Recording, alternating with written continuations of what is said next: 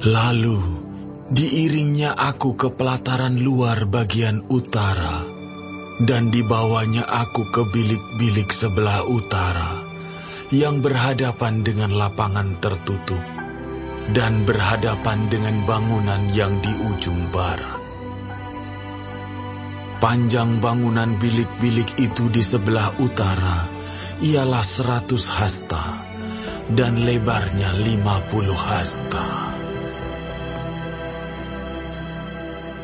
Berhadapan dengan yang 20 hasta dari pelataran dalam dan berhadapan dengan lantai batu yang terdapat di pelataran luar, ada serambi yang berhadap-hadapan dan yang bertingkat 3. Di depan bilik-bilik itu ada gang menuju ke dalam yang lebarnya 10 hasta dan panjangnya 100 hasta, dan pintu-pintu masuknya adalah di sebelah utara. Bilik-bilik di tingkat atas adalah lebih kecil dari bilik-bilik di tingkat bawah dan tingkat menengah dari bangunan itu, oleh karena serambi-serambi itu memakan lebih banyak tempat dari bilik-bilik itu. Sebab bilik-bilik itu bertingkat 3 dan tidak mempunyai tiang-tiang seperti yang ada di pelataran luar. Itulah sebabnya bilik-bilik atas lebih kecil dari bilik-bilik bawah atau tengah. Di luar ada tembok yang sejajar dengan barisan bilik-bilik, berdekatan dengan pelataran luar dan terdapat di hadapan bilik-bilik. Panjangnya 50 hasta. Sebab barisan bilik yang berbatasan dengan pelataran luar, panjangnya adalah 50 hasta. Tetapi barisan bilik yang berbatasan dengan bait suci, panjangnya 100 hasta. Di bagian bawah bilik-bilik ini, terdapat pintu masuk dari jurusan timur.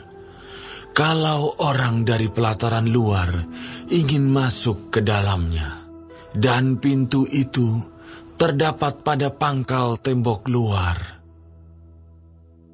Di sebelah selatan, di hadapan lapangan tertutup itu, dan di hadapan bangunan yang di ujung barat, ada juga bilik-bilik, dan di depannya ada gang. Bilik-bilik ini serupa dengan bilik-bilik yang di sebelah utara, panjangnya dan lebarnya, pintu-pintu keluar dan rancangannya, seperti pintu-pintu masuk di sebelah utara. Begitulah pintu-pintu masuk bilik-bilik yang di sebelah selatan. Ada juga pintu pada pangkal jalan yang melintang di sisi tembok, yaitu pintu dari jurusan timur, kalau orang ingin masuk ke dalam bilik-bilik. Lalu ia berkata kepadaku, bilik-bilik yang di utara dan bilik-bilik yang di selatan, yang menghadap ke lapangan tertutup, itulah bilik-bilik kudus, di mana imam-imam yang mendekat kepada Tuhan memakan persembahan-persembahan Maha Kudus. Di sana mereka akan menaruh persembahan-persembahan Maha Kudus, korban sajian, korban penghapus dosa, dan korban penebus salah, sebab tempat itu kudus. Kalau para imam masuk ke tempat kudus, mereka tidak akan keluar ke pelataran luar sebelum mereka menanggalkan pakaian mereka di sana, yang dipakainya waktu menyelenggarakan kebaktian, sebab pakaian-pakaian itu adalah kudus. Mereka harus memakai pakaian yang lain, barulah mereka boleh datang ke tempat umat Tuhan. Sesudah ia selesai dengan mengukur seluruh bangunan dalam itu, ia mengiring aku menuju pintu gerbang yang menghadap ke sebelah timur, lalu mengukur sekeliling lingkungan bait suci itu. Ia mengukur sisi timur dengan tongkat pengukur 500 hasta menurut tongkat pengukur. Lalu ia berputar dan mengukur sisi utara 500 hasta menurut tongkat pengukur. Ia berputar lagi ke sisi selatan dan mengukurnya 500 hasta menurut tongkat pengukur. Kemudian ia berputar ke sisi barat dan mengukurnya 500 hasta menurut tongkat pengukur. Keempat sisinya diukur. Sekeliling lingkungan itu ada tembok. Panjangnya 500 hasta dan lebarnya 500 hasta untuk memisahkan yang kudus dari yang tidak kudus.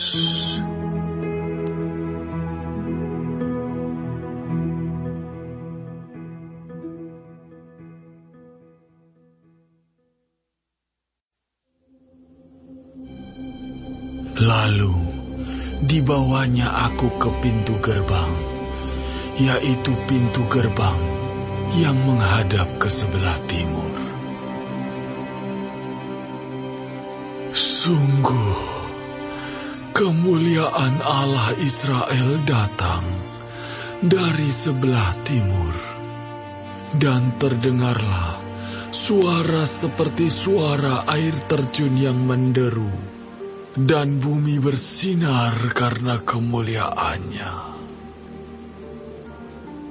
Yang kelihatan kepadaku itu adalah seperti yang kelihatan kepadaku ketika ia datang untuk memusnahkan kota itu, dan seperti yang kelihatan kepadaku di tepi sungai Kebar. Maka aku sembah sujud. Sedang kemuliaan Tuhan masuk di dalam bait suci melalui pintu gerbang yang menghadap ke sebelah timur. Roh itu mengangkat aku dan membawa aku ke pelataran dalam. Sungguh, bait suci itu penuh kemuliaan Tuhan. Lalu aku mendengar Dia berfirman kepadaku dari dalam bait suci itu. Orang yang mengukur bait suci itu berdiri di sampingku, dan ia berfirman kepadaku, Hai anak manusia, inilah tempat tahtaku dan inilah tempat tapak kakiku. Disinilah aku akan diam di tengah-tengah orang Israel untuk selama-lamanya, dan kaum Israel tidak lagi akan menajiskan namaku yang kudus, baik mereka maupun raja-raja mereka, dengan persundalan mereka atau dengan mayat raja-raja mereka yang sudah mati. Juga tidak dengan meletakkan ambang pintu mereka dekat ambang pintuku, atau mendirikan tiang-tiang pintu mereka dekat tiang-tiang pintuku, sehingga hanya dinding yang memisahkan aku dari mereka. Mereka menajiskan namaku yang kudus dengan perbuatan-perbuatan mereka yang keji, maka dari itu aku menghabiskan mereka dalam amarahku. Sekarang mereka akan menjauhkan ketidaksetiaan mereka dan mayat raja-raja mereka daripadaku, dan aku akan diam di tengah-tengah mereka untuk selama-lamanya.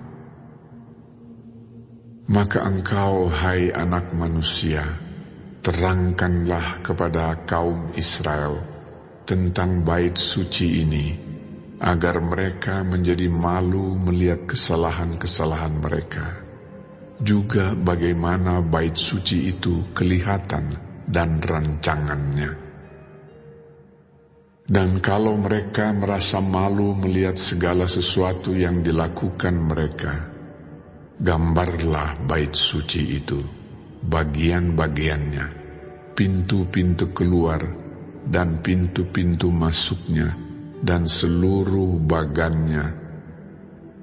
Beritahukanlah kepada mereka segala peraturannya dan hukumnya, dan tuliskanlah itu di hadapan mereka, agar mereka melakukan dengan setia segala hukumnya dan peraturannya. Inilah ketentuan mengenai bait suci itu. Seluruh daerah yang di puncak gunung itu adalah maha kudus. Sungguh, inilah ketentuan mengenai bait suci itu. Inilah ukuran-ukuran mezbah itu dalam hasta, yaitu hasta yang setapak tangan lebih panjang dari hasta biasa. Paritnya adalah 1 hasta dalamnya, dan 1 hasta lebarnya, dan sekeliling parit itu ada tepi yang tingginya 1 jengkal. Dan inilah tinggi mezbah itu. Dari parit yang di dalam tanah sampai jalur keliling yang terbawah adalah 2 hasta, dan lebar jalur keliling itu adalah 1 hasta. Tempat perapian itu panjangnya 12 hasta dan lebarnya 12 hasta, jadi 4 persegi. Jalur yang mengelilingi perapian itu panjangnya 14 hasta dan lebarnya 14 hasta, jadi 4 persegi juga. Sekeliling mezbah itu ada parit yang 1 hasta lebarnya, dan sekeliling parit itu ada tepinya yang 1/2 hasta lebarnya. Tangga mezbah itu adalah sebelah timur. Lalu ia berfirman kepadaku, Hai anak manusia, beginilah firman Tuhan Allah. Beginilah peraturan mengenai mezbah itu. Ketika sudah selesai dibuat dan hendak mempersembahkan korban bakaran di atasnya dan menyiramkan darah padanya, berikanlah kepada imam-imam orang Lewi dari keturunan Zadok seekor lembu jantan muda untuk korban penghapus dosa. Sebab merekalah yang boleh mendekat kepadaku untuk menyelenggarakan kebaktian. Demikianlah firman Tuhan Allah. Dan ambillah sedikit dari darah itu, dan bubuhlah itu pada 4 tanduk mezbah itu, dan pada 4 sudut jalur keliling itu, dan pada tepinya sekeliling.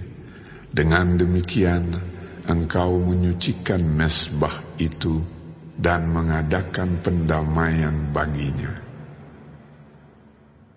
Ambillah lembu jantan untuk korban penghapus dosa itu, dan orang harus membakarnya di tempat yang sudah ditentukan sekitar bait suci, di luar tempat kudus. Pada hari kedua engkau harus mempersembahkan seekor kambing jantan yang tidak bercela sebagai korban penghapus dosa.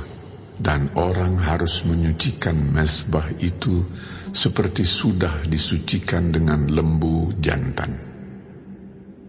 Sesudah upacara penyucian itu engkau selesaikan, engkau harus mempersembahkan seekor lembu jantan muda yang tidak bercela dan seekor domba jantan dari antara domba-domba yang tidak bercela.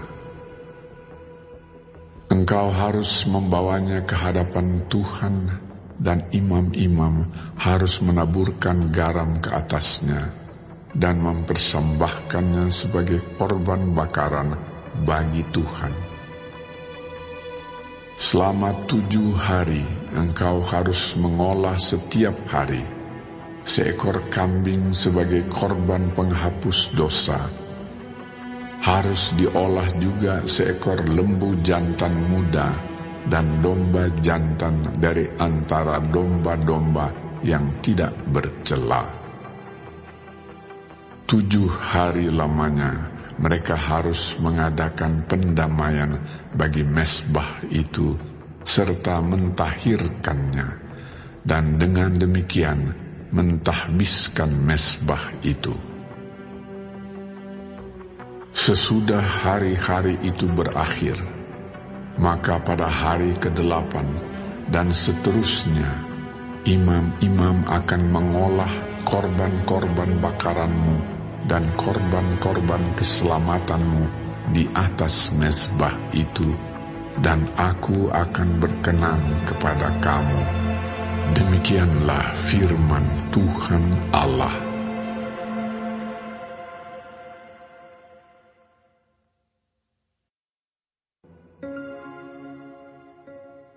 Kemudian ia membawa aku kembali ke pintu gerbang luar dari tempat kudus yang menghadap ke timur.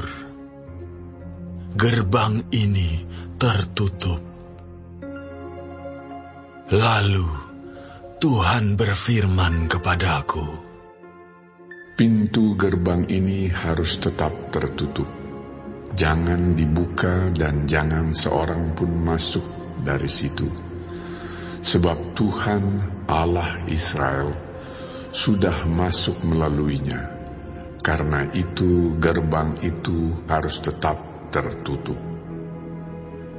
Hanya raja itu, oleh karena ia raja, boleh duduk di sana makan santapan di hadapan Tuhan.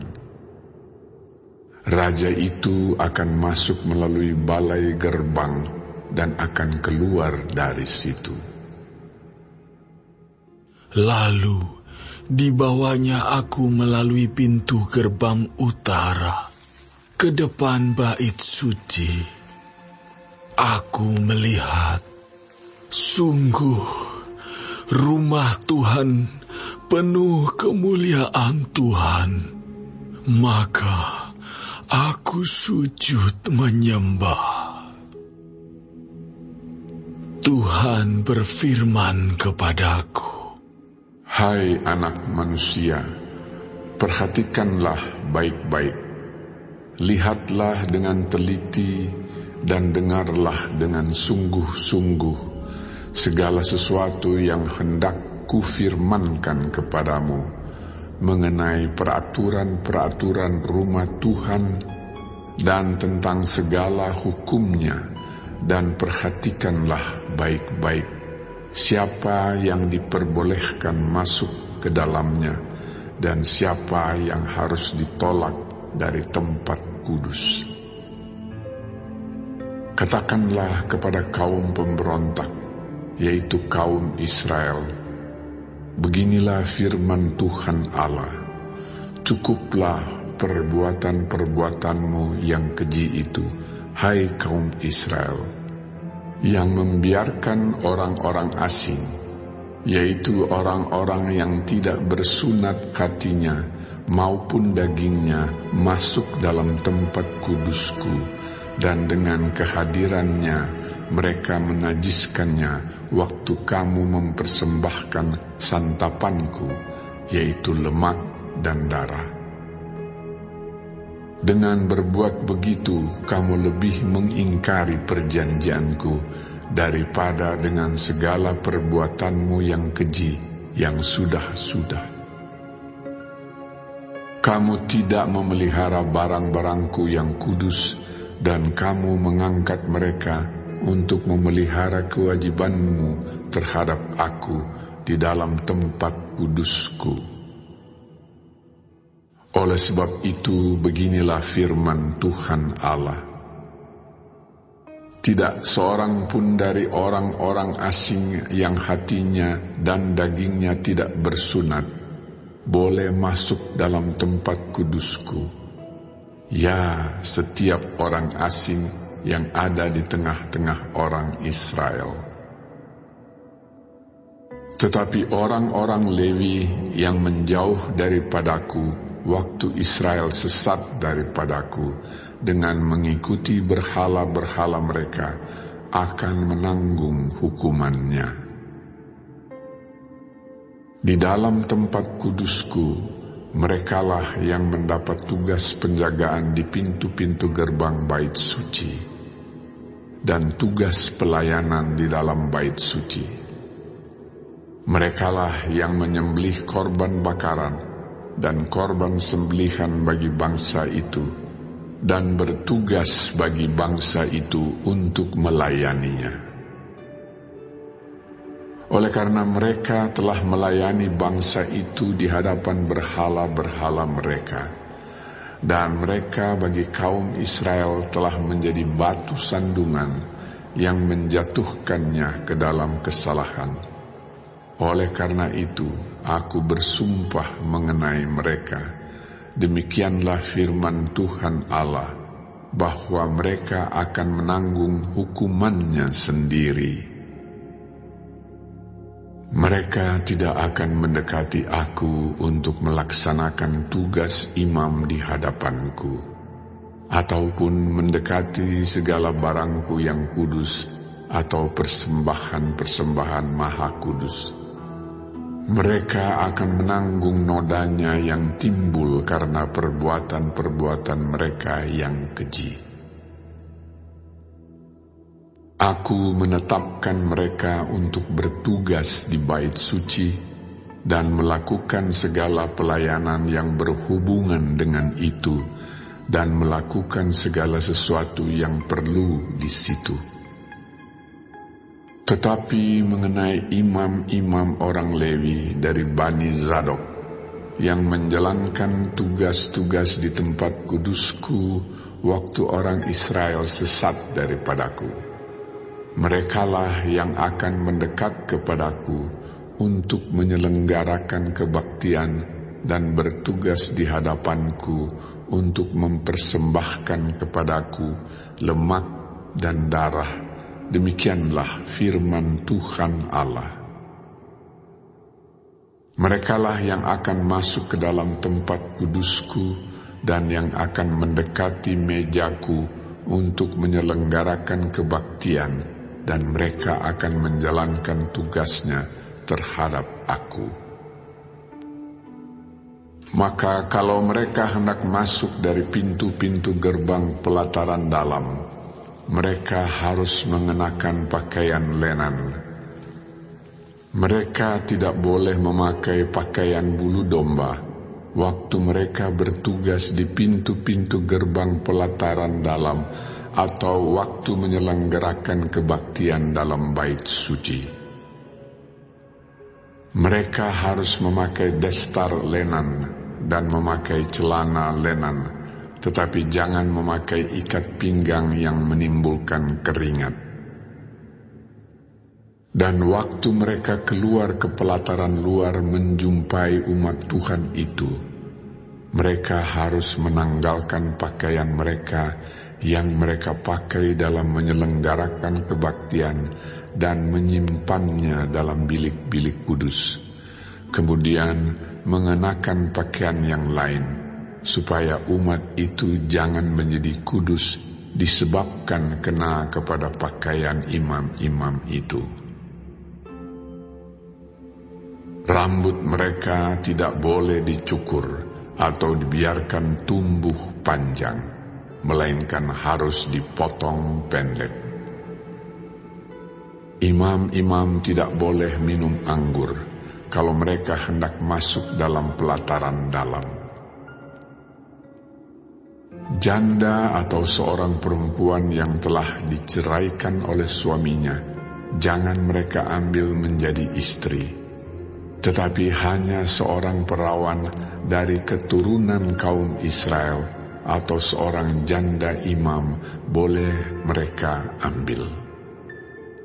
Mereka harus mengajar untuk umatku tentang perbedaan antara yang kudus dengan yang tidak kudus, dan memberitahukan kepada mereka perbedaan antara yang najis dengan yang tahir.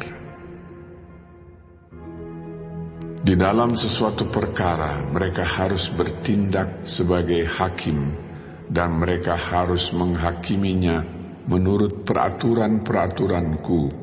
Mereka harus berpegang pada hukum-hukumku dan ketetapan-ketetapanku pada hari-hari rayaku, dan menguduskan hari-hari sabatku. Mereka tidak boleh melihat orang mati, oleh karena dengan demikian mereka menjadi najis.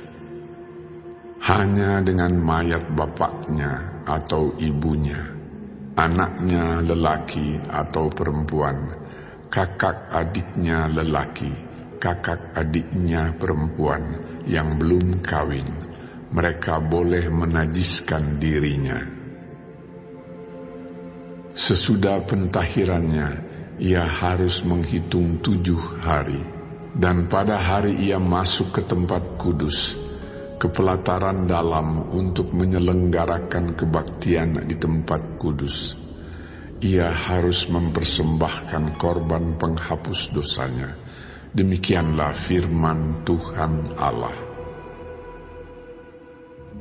Mereka tidak mendapat bagian milik pusaka, sebab akulah milik pusakanya.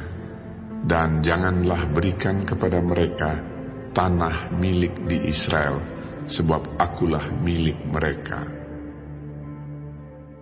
Persembahan korban penghapus dosa dan korban penebus salah, merekalah yang harus memakannya, dan segala yang dikhususkan di tanah Israel adalah bagian mereka. Dan yang terbaik dari buah sulung apapun, dan segala persembahan khusus dari apapun, dari segala persembahan khususmu adalah bagian imam-imam, juga yang terbaik dari tepung jelaimu harus kamu berikan kepada imam, supaya rumah-rumahmu mendapat berkat.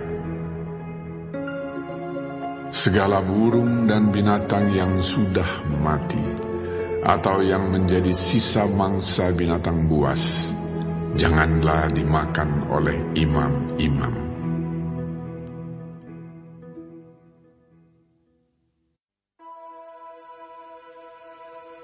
Doa Daud. Sendengkanlah telingamu ya Tuhan. Jawablah aku. Sebab sengsara dan miskin aku. Peliharalah nyawaku. Sebab aku orang yang kau kasihi. Selamatkanlah hamba-Mu yang percaya kepadamu. Engkau adalah Allahku. Kasihanilah aku ya Tuhan. Sebab kepadamu-lah aku berseru sepanjang hari. Buatlah jiwa hamba-Mu bersukacita. Sebab kepadamu-lah ya Tuhan, ku angkat jiwaku. Sebab Engkau ya Tuhan, baik dan suka mengampuni, dan berlimpah kasih setia bagi semua orang yang berseru kepadamu. Pasanglah telinga kepada doaku ya Tuhan, dan perhatikanlah suara permohonanku. Pada hari kesesakanku, aku berseru kepadamu, sebab Engkau menjawab aku. Tidak ada seperti Engkau di antara para Allah, ya Tuhan. Dan tidak ada seperti apa yang Kau buat. Segala bangsa yang Kau jadikan akan datang sujud menyembah di hadapan-Mu, ya Tuhan. Dan akan memuliakan nama-Mu. Sebab Engkau besar dan melakukan keajaiban-keajaiban. Engkau sendiri saja Allah. Tunjukkanlah kepadaku jalan-Mu, ya Tuhan. Supaya aku hidup menurut kebenaran-Mu. Bulatkanlah hatiku untuk takut akan nama-Mu. Aku hendak bersyukur kepadamu, ya Tuhan Allahku, dengan segenap hatiku, dan memuliakan nama-Mu untuk selama-lamanya. Sebab kasih setia-Mu besar atas aku, dan Engkau telah melepaskan nyawaku dari dunia orang mati yang paling bawah. Ya Allah, orang-orang yang angkuh telah bangkit menyerang aku. Dan gerombolan orang-orang yang sombong ingin mencabut nyawaku dan tidak mempedulikan Engkau. Tetapi Engkau, ya Tuhan, Allah penyayang dan pengasih, panjang sabar, dan berlimpah kasih dan setia. Berpalinglah kepadaku dan kasihanilah aku. Berilah kekuatan-Mu kepada hamba-Mu dan selamatkanlah anak laki-laki hamba-Mu perempuan. Lakukanlah kepadaku suatu tanda kebaikan, supaya orang-orang yang membenci aku melihat dengan malu bahwa Engkau, ya Tuhan, telah menolong dan menghiburkan aku.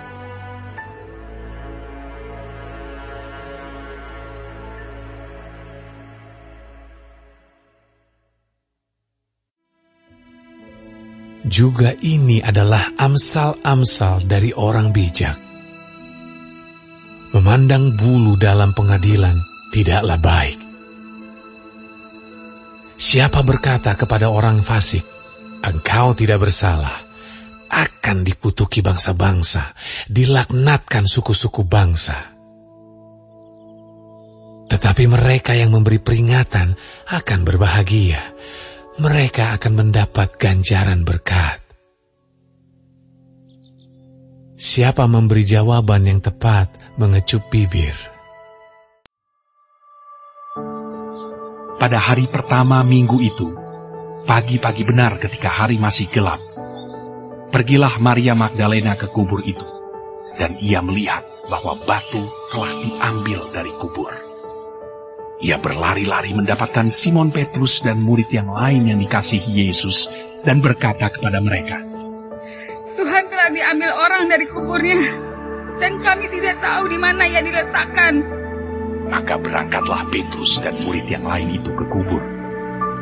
Keduanya berlari bersama-sama, tetapi murid yang lain itu berlari lebih cepat daripada Petrus sehingga lebih dahulu sampai di kubur. Ia menjenguk ke dalam dan melihat kain kafan terletak di tanah. Akan tetapi ia tidak masuk ke dalam. Maka datanglah Simon Petrus juga menyusul dia dan masuk ke dalam kubur itu.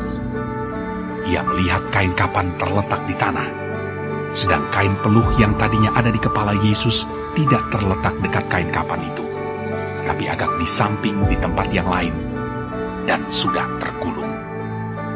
Maka masuklah juga murid yang lain yang lebih dahulu sampai di kubur itu, dan ia melihatnya dan percaya. Sebab selama itu mereka belum mengerti isi kitab suci yang mengatakan bahwa ia harus bangkit dari antara orang mati. Lalu pulanglah kedua murid itu ke rumah. Tetapi Maria berdiri dekat kubur itu dan menangis. Sambil menangis, ia menjenguk ke dalam kubur itu. Dan tampaklah olehnya 2 orang malaikat berpakaian putih. Yang seorang duduk di sebelah kepala, dan yang lain di sebelah kaki di tempat mayat Yesus terbaring.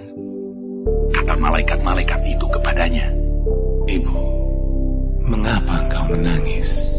Jawab Maria kepada mereka, Tuhanku telah diambil orang, dan aku tidak tahu di mana ia diletakkan. Sesudah berkata demikian, ia menoleh ke belakang dan melihat Yesus berdiri di situ. Tetapi ia tidak tahu bahwa itu adalah Yesus. Kata Yesus kepadanya, "Ibu, mengapa engkau menangis?" Maria menyangka orang itu adalah penunggu taman, lalu berkata kepadanya, Tuhan, jikalau Tuhan yang mengambil dia, katakanlah kepadaku, di mana Tuhan meletakkan dia, supaya aku dapat mengambilnya. Kata Yesus kepadanya, "Maria." Maria berpaling dan berkata kepadanya dalam bahasa Ibrani, Rabuni, artinya, Guru. Kata Yesus kepadanya, "Janganlah engkau memegang aku, sebab aku belum pergi kepada Bapa. Tetapi pergilah kepada saudara-saudaraku, dan katakanlah kepada mereka, bahwa sekarang aku akan pergi kepada Bapakku dan Bapamu, kepada Allahku dan Allahmu." Maria Magdalena pergi dan berkata kepada murid-murid, aku telah melihat Tuhan. dan juga bahwa Dia yang mengatakan hal-hal itu kepadanya. Ketika hari sudah malam pada hari pertama minggu itu, berkumpullah murid-murid Yesus di suatu tempat dengan pintu-pintu yang terkunci, karena mereka takut kepada orang-orang Yahudi. Pada waktu itu, datanglah Yesus dan berdiri di tengah-tengah mereka, dan berkata, "Damai sejahtera bagi kamu." Dan sesudah berkata demikian, ia menunjukkan tangannya dan lambungnya kepada mereka. Murid-murid itu bersuka cita ketika mereka melihat Tuhan. Maka kata Yesus sekali lagi, "Damai sejahtera bagi kamu. Sama seperti Bapa mengutus aku, demikian juga sekarang aku mengutus kamu." Dan sesudah berkata demikian, ia mengembusi mereka dan berkata, "Terimalah Roh Kudus. Jikalau kamu mengampuni dosa orang, dosanya diampuni. Dan jikalau kamu menyatakan dosa orang tetap ada, dosanya tetap ada." Tetapi Thomas, seorang dari ke-12 murid itu, yang disebut Didimus, tidak ada bersama-sama mereka ketika Yesus datang ke situ. Maka kata murid-murid yang lain itu kepadanya, "Kami telah melihat Tuhan."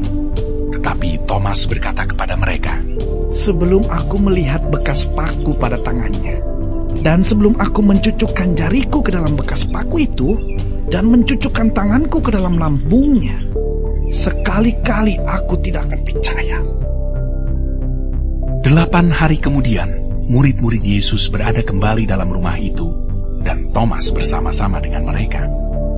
Sementara pintu-pintu terkunci, Yesus datang dan ia berdiri di tengah-tengah mereka dan berkata, "Damai sejahtera bagi kamu."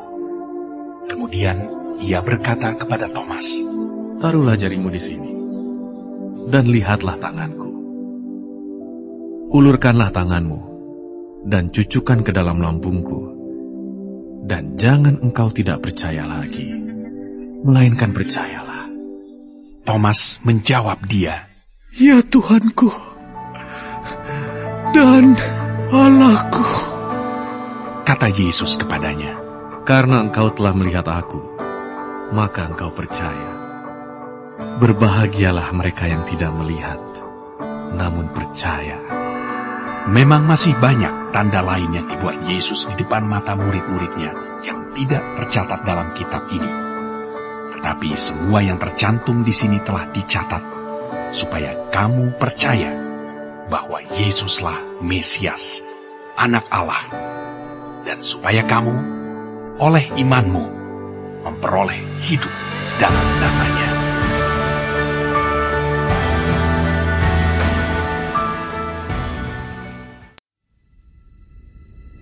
Kemudian daripada itu, aku melihat 4 malaikat berdiri pada keempat penjuru bumi, dan mereka menahan keempat angin bumi, supaya jangan ada angin bertiup di darat, atau di laut, atau di pohon-pohon.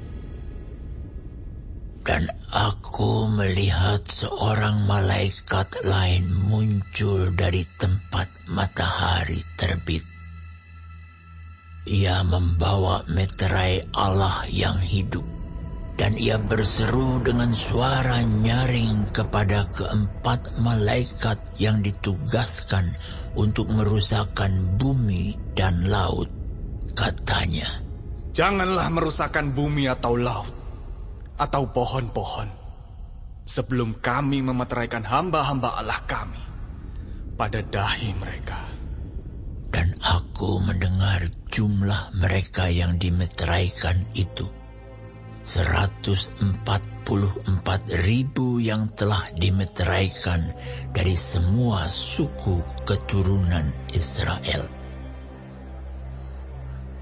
Dari suku Yehuda 12.000 yang dimeteraikan, dari suku Ruben 12.000, dari suku Gad 12.000, dari suku Asher 12.000, dari suku Naftali 12.000, dari suku Manasye 12.000, dari suku Simeon 12.000, dari suku Lewi 12.000, dari suku Isakar 12.000, dari suku Zebulon 12.000, dari suku Yusuf 12.000, dari suku Benyamin 12.000. Kemudian daripada itu,